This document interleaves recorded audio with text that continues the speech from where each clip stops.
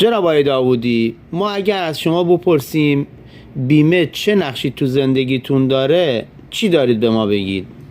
آقا بیمه نقش اساسی زندگی انسانه، برای آینده انسان. همینطوری که انسان میدونه یه روزی میمیره، یه روزی باید بدونه بازنشست میشه، چون که اون تکیه‌گاهش همون بازنشستگی، همون بیمه است. بیمه است که دیگه از اون روزی 50 سال به بالا ساپوردش میکنه، دیگه چیزی دیگه ای نیست. شاید پسرای خوبی داشته باشه ساپورتش کنن، ولی خود بیمه که تکیه‌گاهشه، که هر وقت اراده کنه بازاری برای چیزی، برای یه بازنشستی خوبی داشته باشه، دیگه دستش تو جیب خودشه، نیازی به کسی نداره، نیازی به کسی نداره کمکش کنه، ساپورتش کنه. همون تکیه‌گاهشه. مثل یه چشمه میمونه که هر وقت بری سرش یه لیوان آبی بخوای بیاری بالا، اون ظرف هم پر آب میشه.